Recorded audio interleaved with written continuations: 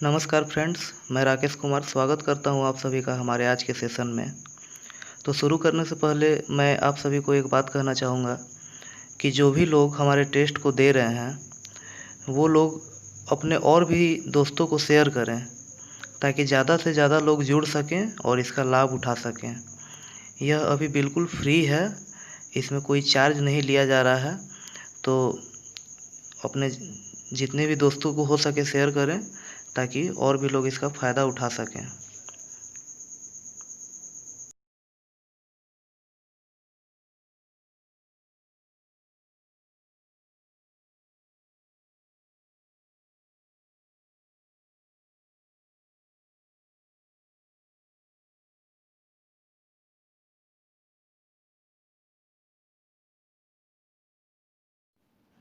तो आइए शुरू करते हैं आज का सेशन।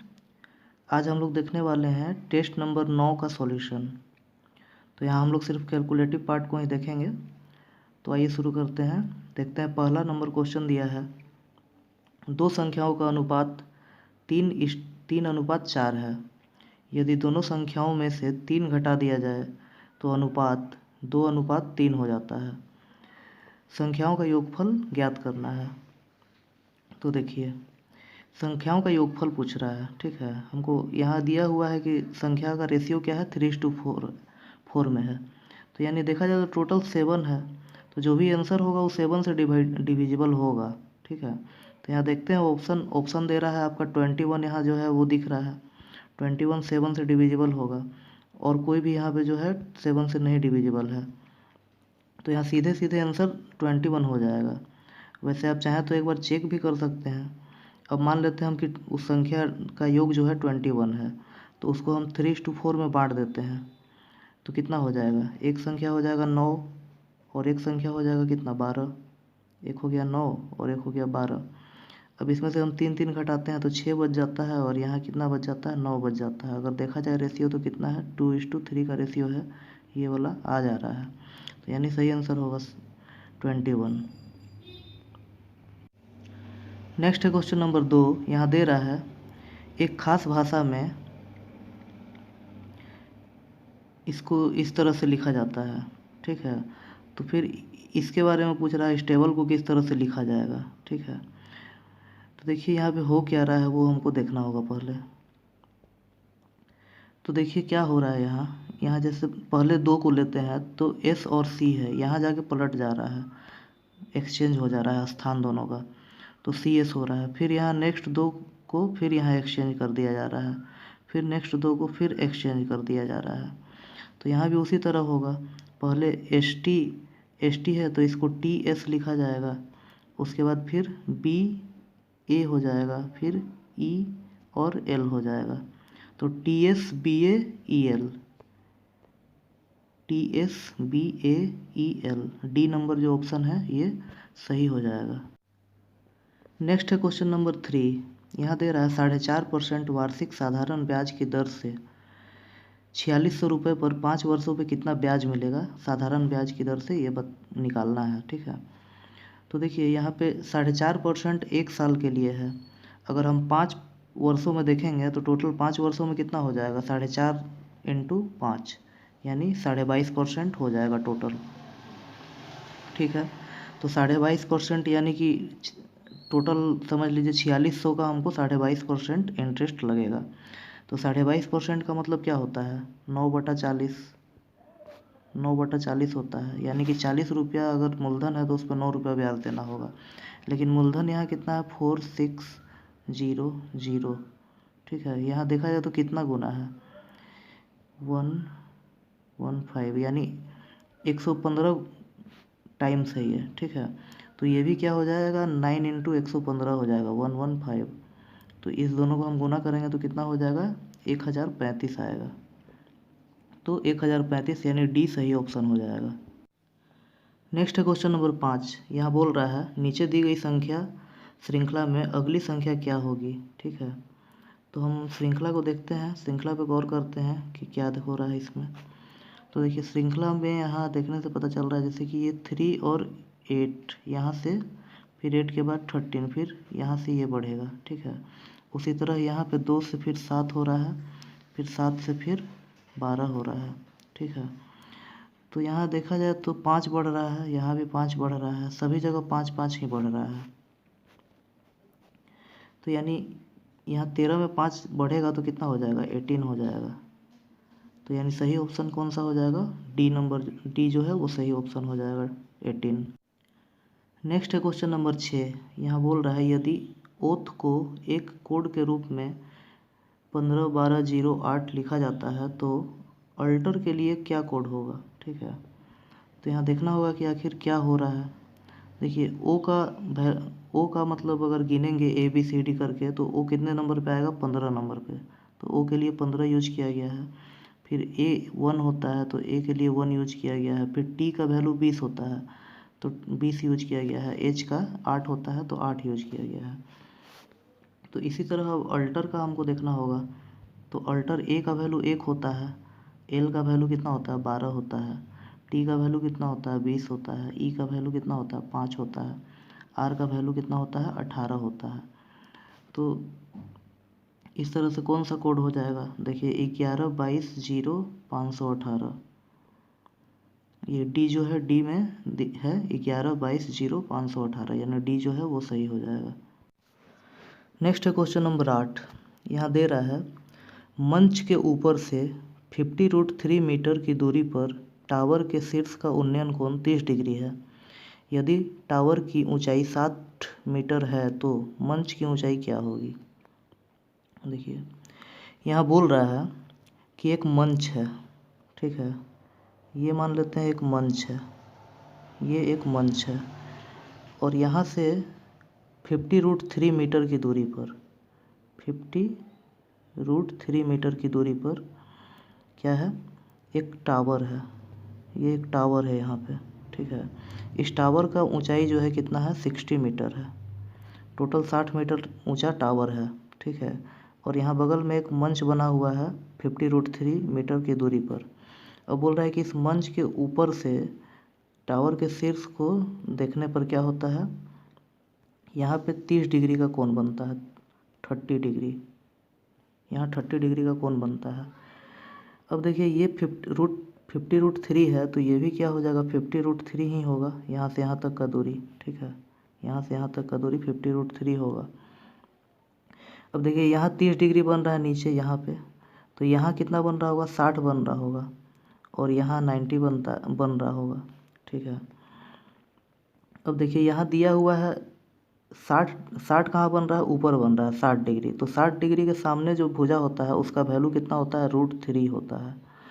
और 30 डिग्री के सामने जो ये यहाँ से यहाँ तक का भुजा है इसका वैल्यू कितना होता है, 1 होता है।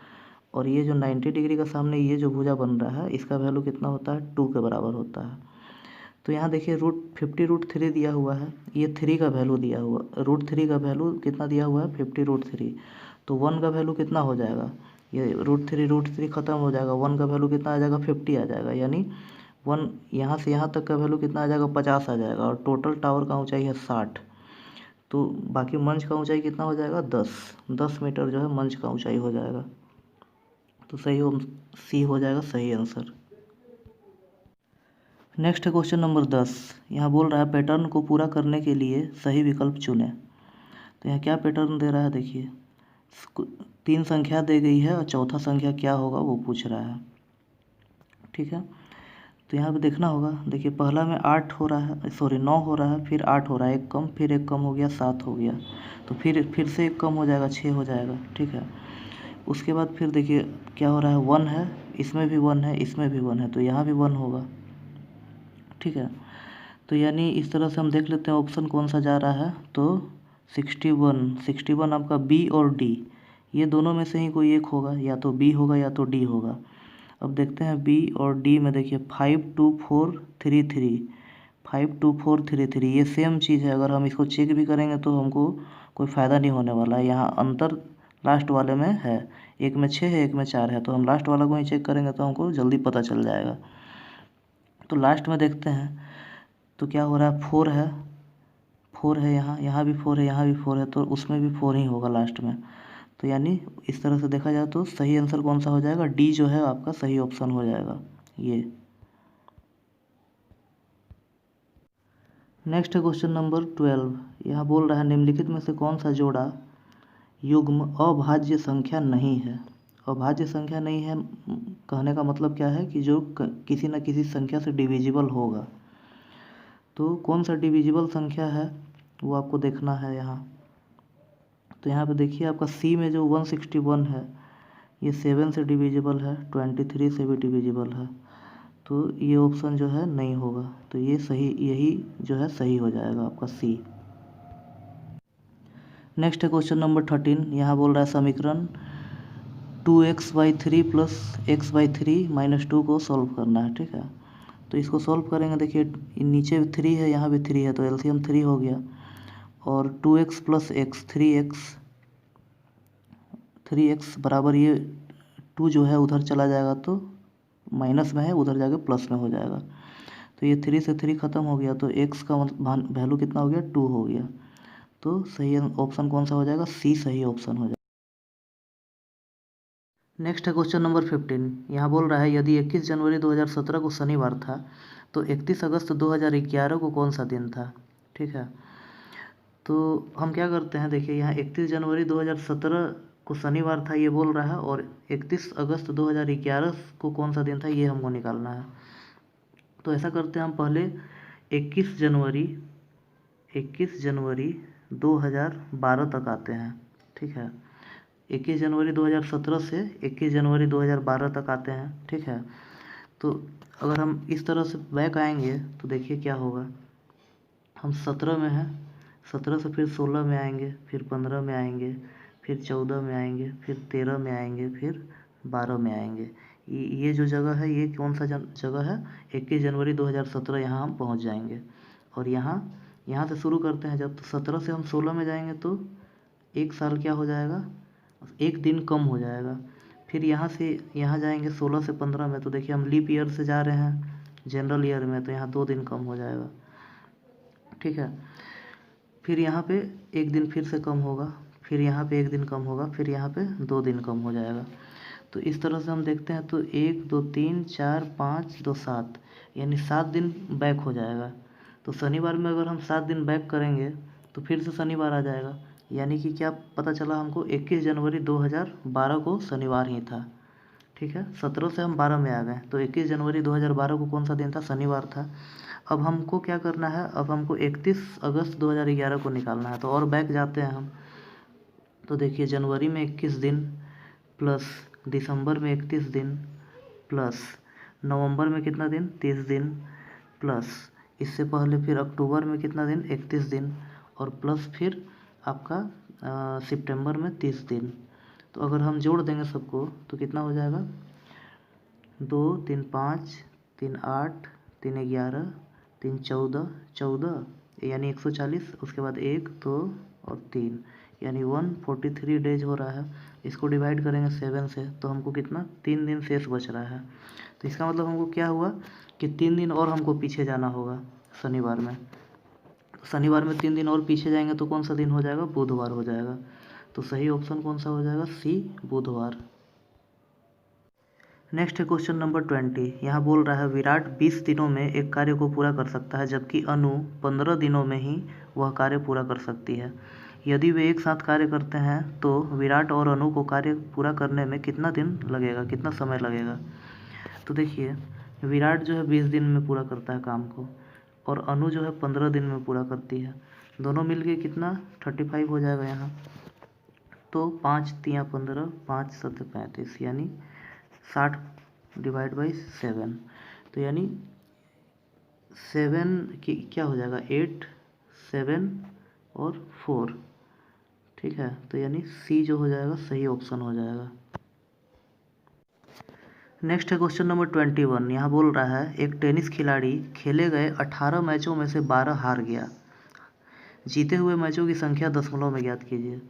तो देखिए 12 मैच को हार जाता है, टोटल मैच खेलता है 18, उसमें से 12 हार जाता है, तो जीता होगा 6 मैच, और टोटल मैच का संख्या था 18, 18 में 6 को जीता है तो यानी 1/3 जीता है, यानी कितना हो जाएगा 0.333 हो जाएगा, यानी कि डी जो है वो सही ऑप्शन हो जाएगा।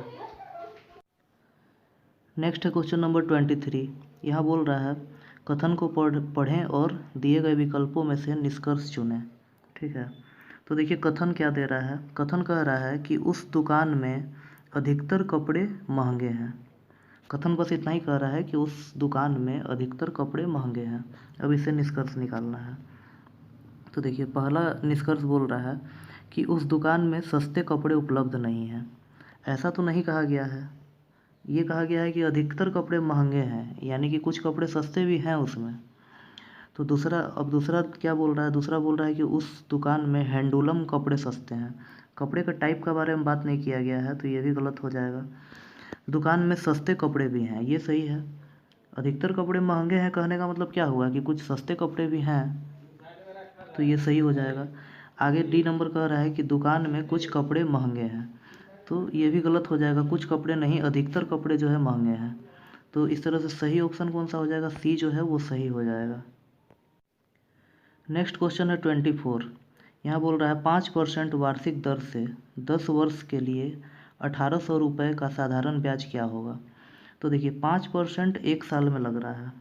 एक साल में कितना लग रहा है, 5%। तो 10 साल में कितना, 50% हो जाएगा, 50% ब्याज हो जाएगा।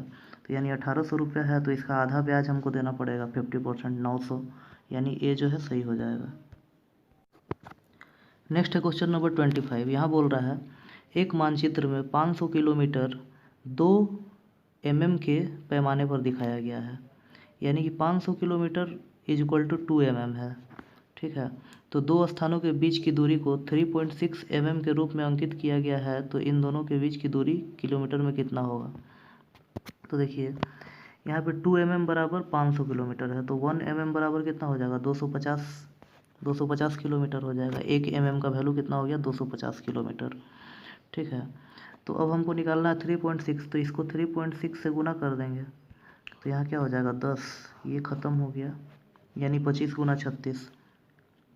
25 को 6 से गुना करेंगे तो 150, हासिल 15 हो गया। 25 तो यहाँ 75 और 15 90, यानी 900 हो गया। यानी 3.6 mm को हम कितना दिखाएंगे, 900 किलोमीटर कहेंगे। तो सही ऑप्शन हो जाएगा ए जो है वो सही हो जाएगा। नेक्स्ट है क्वेश्चन नंबर 27। यहाँ दे रहा है पी भाई है क्यू का। ठीक है, कह रहा है कि पी जो है क्यू का भाई है। ठीक है, क्या है, भाई। कौन भाई है, पी जो है वो भाई है, यानी पी कौन है, मेल हो गया, मेल पर्सन है। अब क्यू क्या है वो आगे देखते हैं। अब कह रहा है कि क्यू भाई है आर का, यानी आर जो है, आर का भाई कौन है, क्यू है। फिर से ये भाई हो गया, यानी कि क्यू जो है ये भी मेल पर्सन हो गया। आर के बारे में नहीं पता, मेल भी हो सकता है, फीमेल भी हो सकता है। अब कह रहा है कि पी बेटा है एस का, मान लेते हैं एस है, एस का बेटा कौन है, पी है। तो अगर पी बेटा है तो ये क्यू भी बेटा होगा, और ये जो आर है ये भी इसका ही संतान होगा, लेकिन अब बेटा है या बेटी है ये कंफर्म नहीं कर सकते हैं। ठीक है, तो अब पूछ रहा है कि निम्नलिखित कथनों में कौन सा निश्चित रूप से असत्य है, कौन सा असत्य है, अब ये पूछ रहा है। तो यहाँ पे हमको क्या समझ में आया कि एस का तीनों संतान है, और पी और क्यू जो है मेल पर्सन है। ठीक है, आगे देखते हैं। तो पहला कह रहा है कि क्यू भाई है पी का। देखिए कह रहा है कि क्यू जो है पी का भाई है, बिल्कुल सही है, क्यू जो है पी का भाई होगा। उसके बाद दूसरा कह रहा है कि क्यू पुत्र है एस का, क्यू एस का पुत्र है, ये भी सही है। क्यू जो है मेल पर्सन था, तो पुत्र हम कह सकते हैं कि पुत्र होगा एस का। ठीक है, तो ये भी सही हो गया, पहला भी सही है, दूसरा भी सही है।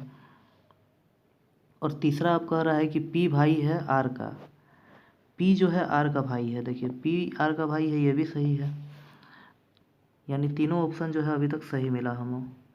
तो अब लास्ट ऑप्शन बोल रहा है कि एस भाई है क्यू का, तो एस तो भाई नहीं है, एस का तो सभी संतान है, तो यही गलत है। एस के सभी संतान हैं, क्यू पी क्यू आर जो है एस के संतान थे, तो एस तो भाई होगा नहीं, माता या पिता होगा, ये गलती हो गया, यानी डी जो है सही यहाँ ऑप्शन हो जाएगा। नेक्स्ट है क्वेश्चन नंबर 28। यहाँ बोल रहा है किसी निश्चित कूट भाषा में यदि साइन को 8387 और डायरेक्ट को 534219 लिखा जाता है, तो उसी कूट भाषा में सिरेन को किस प्रकार लिखा जाएगा, ठीक है। तो यहाँ पे देखिए SI, यहाँ भी SI है, SI के लिए 83 है तो 83 हो जाएगा। फिर RE, देखिए यहाँ पे RE है तो RE के लिए 42 है तो 42 हो जाएगा। उसके बाद N के लिए 7 यूज हो रहा है तो 7 यहाँ हो जाएगा। तो 83 42 7, 83 42 7, ये D जो है D में है आपका, ये सही हो जाएगा, D ऑप्शन। नेक्स्ट है क्वेश्चन नंबर 31। यहाँ एक्सप्रेशन दिया हुआ है x² = 25 का स्क्वायर माइनस 15 का स्क्वायर। तो x का वैल्यू निकालना है। तो देखिए यहाँ पे किस तरह से निकालेंगे। यहाँ a² माइनस b² यहाँ बन रहा है तो इसका इक्वल टू क्या होता है, a + b × a - b। तो a + b करेंगे तो कितना हो जाएगा, 40 हो जाएगा। 25 15 जोड़ेंगे तो 40 हो जाएगा और इंटू दोनों को घटाएंगे तो कितना हो जाएगा, 10 हो जाएगा। यानी कि कितना आ गया, 400 आ गया। 400 आ गया किसका वैल्यू, x² का। तो x का वैल्यू कितना आ जाएगा, 20 आ जाएगा। इसका रूट निकाल देंगे 400 का, तो सही हो जाएगा C। नेक्स्ट है क्वेश्चन नंबर 32। यहाँ बोल रहा है 12 सेकेंड 2 घंटे का कितना भाग है, फ्रैक्शन निकालना है।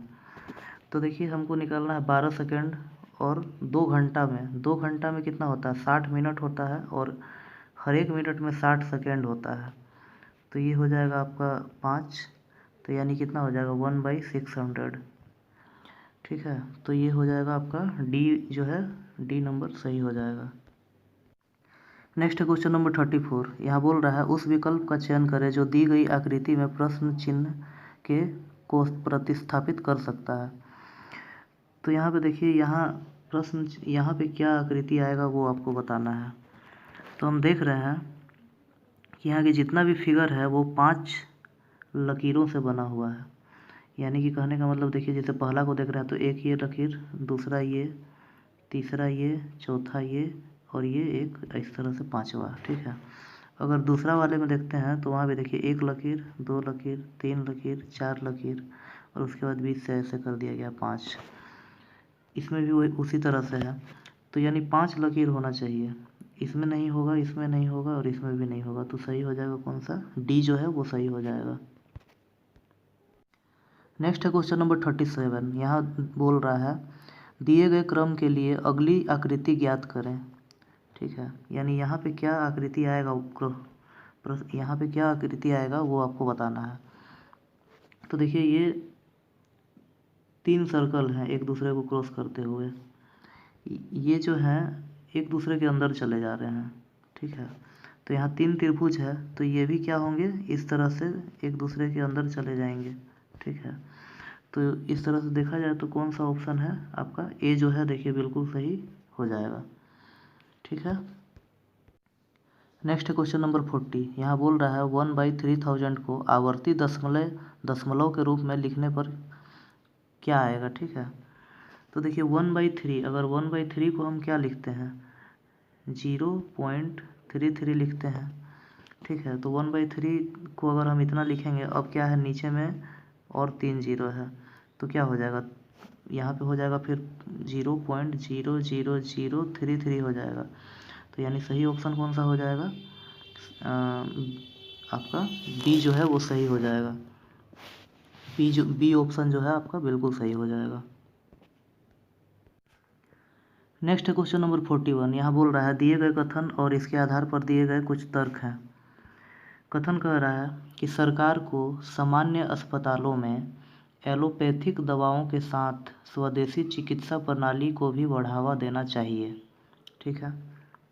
अब तर्क दे रहा है कि हाँ, पहला तर्क है हाँ, इससे यह सुनिश्चित होगा कि लोग दोनों चिकित्सा प्रणालियों में से सर्वश्रेष्ठ का उपयोग कर सकें। तो बिल्कुल सही है, जब दोनों ही ऑप्शन मिलेगा तो हमको फिर हम जो दोनों में से जो सर्वश्रेष्ठ होगा उसको हम यूज कर पाएंगे। हो सकता है किसी बीमारी का दवा एलोपैथिक में बढ़िया मिलता हो और किसी बीमारी का दवा स्वदेशी में बढ़िया मिलता हो। तो जहाँ हमको बढ़िया बेहतर होगा, जो सर्वश्रेष्ठ होगा उसका यूज करेंगे। तो ये जो पहला है ये सही लग रहा है। अब आगे देखते हैं। दूसरा कह रहा है नहीं, एलोपैथिक प्रणाली में सभी बीमारियों के लिए उपचार है, इसलिए स्वदेशी प्रणाली को बढ़ावा देने की कोई आवश्यकता नहीं है। तो ये बिल्कुल गलत है, सभी को बढ़ावा देना चाहिए। तो ये गलत हो जाएगा आपका, यानी 1 जो है वो सही है। तो केवल तर्क 1 मजबूत है। नेक्स्ट है क्वेश्चन नंबर 42। यहाँ निम्नलिखित में से कौन सी संख्या 17956 का वर्गमूल है। तो हमको इसका वर्गमूल निकालना है कि वर्गमूल इसका क्या होगा। तो देखिए लास्ट में 6 है, लास्ट में 6 है, तो हम 4 का स्क्वायर करेंगे तो 6 आएगा, या फिर 6 का स्क्वायर करेंगे तो 6 आएगा। तो लास्ट डिजिट या तो 4 होना चाहिए या तो 6 होना चाहिए। तो हम देखते हैं, तो 6 तो कहीं नहीं है, लेकिन 4 है। 4 किस में है आपका, बी में है और डी में है। तो इन दोनों में से ही कोई एक आंसर होगा। अब हम देखते हैं, ये 13 है और यहाँ 12 है। अगर हम 13 का स्क्वायर करेंगे तो 169 होगा, और 12 का स्क्वायर करेंगे तो 144 होगा। ये हम 13 का किए थे और ये हम 12 का किए थे। अगर एक जीरो बढ़ा देंगे तो यहाँ 2 जीरो बढ़ जाएगा, यहाँ भी 2 जीरो बढ़ जाएगा। तो ये जो है 13 जो है ज़्यादा नज़दीक है इसका। तो सही कौन सा होना चाहिए, ये बी जो है वो सही होना चाहिए। देखिए नेक्स्ट है क्वेश्चन नंबर 43। यहाँ